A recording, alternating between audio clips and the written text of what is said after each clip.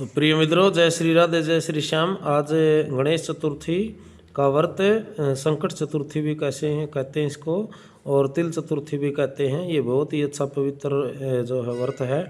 इसके करने से संतान सुरक्षित रहती है, संतान पर किसी प्रकार का कष्ट नहीं आता, और संतान के विषय में जो भी आप इच्छा बोलोगे वो इच्छा आपकी पूरी हो जाती है। इसलिए माताएं इस व्रत को करती हैं।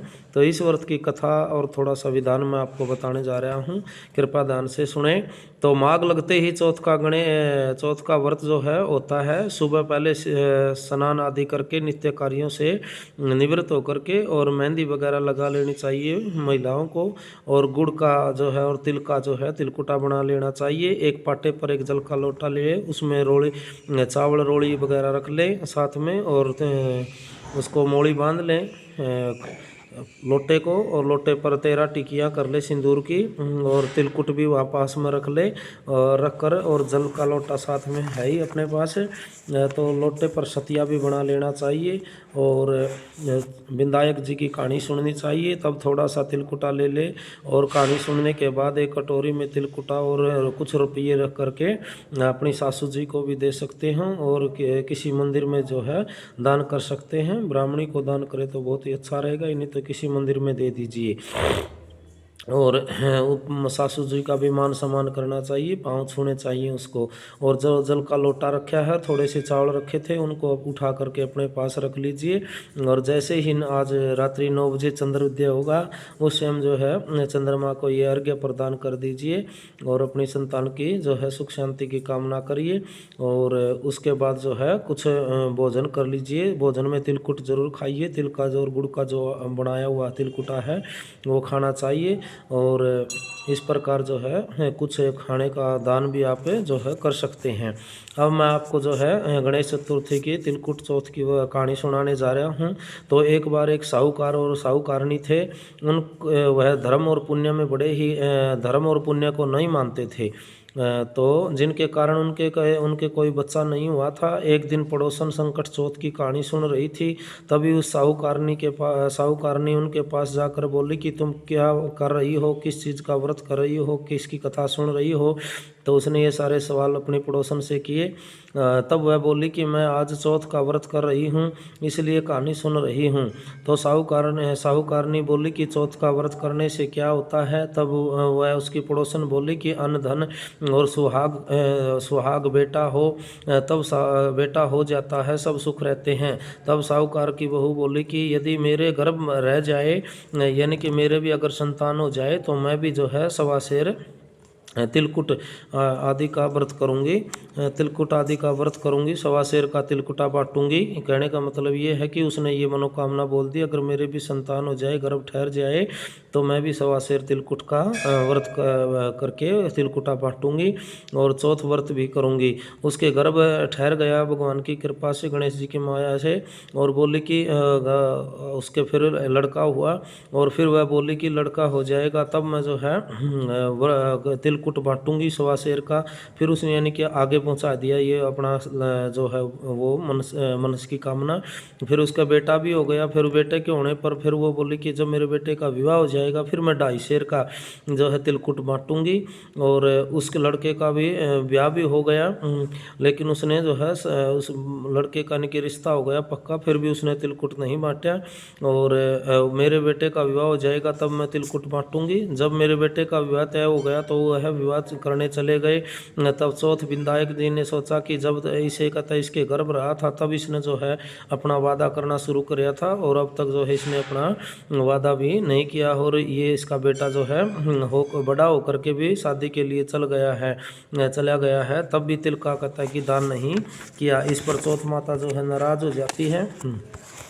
अगर इसको चौथ माता सोचती है कि अगर इसको थोड़ा सा भय या डर प्रपंच नहीं दिखाया, तो कलयुग में हमारी जो है कोई भी जो नहीं मानेगा, यानी कि कोई भी चौथ माता को नहीं मानेगा अगर मैं इसको कुछ नहीं डर दिखाऊंगी।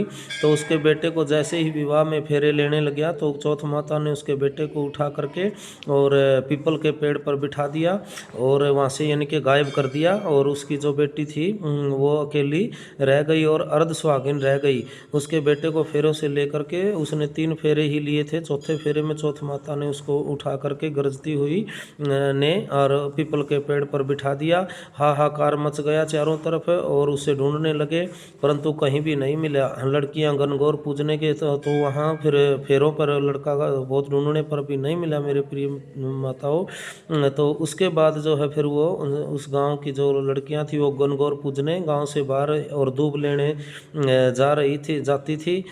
तब वह कहता कि तब वह उनको वहाँ मिलता पीपल के पेड़ पर और कहता कि ओ आ मेरी अर्ध ब्याही। यह बात सुनकर वह लड़की सूख कर कांटा हो गई, क्योंकि उसका शादी भी नहीं हुई थी। और फिर उसको पीपल से आवाज़ आती कि आओ मेरी अर्ध ब्याही, क्योंकि वो वहीं माता ने बिठा रखा था। तो यह सुन करके वो अपना बेइज्जती महसूस करती और सूख करके कांटा हो गई। तब लड़की की माँ बोली कि मैं तुम्हें अच्छा खिलाती हूँ, अच्छा पिलाती हूँ, फिर भी तुम सूखती जाती है। तो वह बोली कि जब मैं दूब लेने जाती हूँ तो एक पीपल के से एक आदमी बोलता है कि आ मेरी ब्याही, मेरी अर्ध ब्याही। तो उसने मेहंदी लगा रखी उस व्यक्ति ने, सेरा बांधे हुए है। और उसकी माँ उठी और देखा कि वह तो उसका जमाई है। फिर एक दिन उसकी माता भी उसके साथ गई, तो फिर उसने देखा कि उसकी जो उसने माता जी ने पहचान लिया उसको कि ये तो मेरा जमाई है। तब उसने अपने जमाई से बोली कि यहाँ क्यों बैठा है, तो मेरी बेटी तो अर्ध ब्याही रह गई है, अब तू क्या लेगा। तब वह बोला कि मेरी माँ ने चौथ माता का तिलकुट बोला था और उसने नहीं किया, उसने तिलकुटा नहीं बांटा। चौथ माता का नाराज हो गई और मेरे को कहता यहाँ बिठा दिया। वहाँ गई और साहूकारनी से बोली, यानी कि अपनी समधन से बोली कि तुमने गणेश चतुर्थी का कुछ बोला हुआ है। तो उसने कह दिया कि है। तब साहूकारनी बोली कि तिलकुट बोला था। तो फिर साहूकारनी बोली कि अगर मेरा बेटा आ जाए तो 2.5 मन का तिलकुट करूँगी। और गणेश चौथ राजी हो गई और उसके बेटे को फेरों में लाकर बिठा दिया दोबारा, यानी कि शादी होने लगी उसकी और बिठा दिया और बेटे का विवाह हो गया। तब उसने लोगों ने कतई 2.5 मन का, यानी कि अपने परिवार में या कह लीजिए किसी और में 2.5 मन का तिलकुट कर दिया और बोली कि हे चौथ माता, तेरे आशीर्वाद से मेरे बेटे बहू घर आए हैं, जिससे कहते हैं कि मैं हमेशा तिलकुट करके व्रत करूँगी। सारे नगर में ढिंढोरा पिटवा दिया कि सब कोई तिलकुट करके चौथ का व्रत करना चाहिए। हे चौथ माता, जैसा उसके बहू बेटे को मिलवाया वैसा सबको मिलवाना। कहते सुनते सब परिवार जो है व्रत करना। जो चौथ का उज्जमन करे वो विनायक जी की कहानी भी पढ़े। तो चौथ का उज्जमन भी कर सकते हैं। जैसे आपकी मनोकामना पूरी होती है, जैसे कि आपको कोई संतान होगी तो आपकी मनोकामना पूरी होगी, तो उसमें भी चौथ का उज्जमन करना चाहिए। और अगर आपने किसी बहू बेटे की कोई कामना के लिए मांगा है, यानी कि बेटे के विवाह के लिए कोई कहा है, तो बेटे की शादी होगी तो उसके बाद भी पहली जो ये माघ चौथ है उसमें उज्जमन कर देना चाहिए। उसमें ऐसे ही है 13 ब्राह्मणों को जिमाना और तिलकुट वगैरह बांटना। कभी न कभी मैं इसका विधान भी डाल दूंगा। अगर कहता है कि आपका उज्जमन के बारे में सुनिए थोड़ा सा। अगर आपका इसी साल में बेटा या बेटे का विवाह हो जाए तो चौथ माही का उज्जमन होता है। एक सेर सफ़ेद तिल और 1 सेर गुड़ मिलाकर तिलकुट करो और 1 चम्मच में तिलकुट की 13 कुंटी करें और उस पर कहता है कि 1 तिल रख कर कहता है कि इच्छा अनुसार रुपये रख करके हाथ फेर कर रोली चावल मनीष कर बाद में सासू जी के पैर छू करके उसको देना चाहिए, नहीं कि थोड़ा सा उसमें से निकाल के।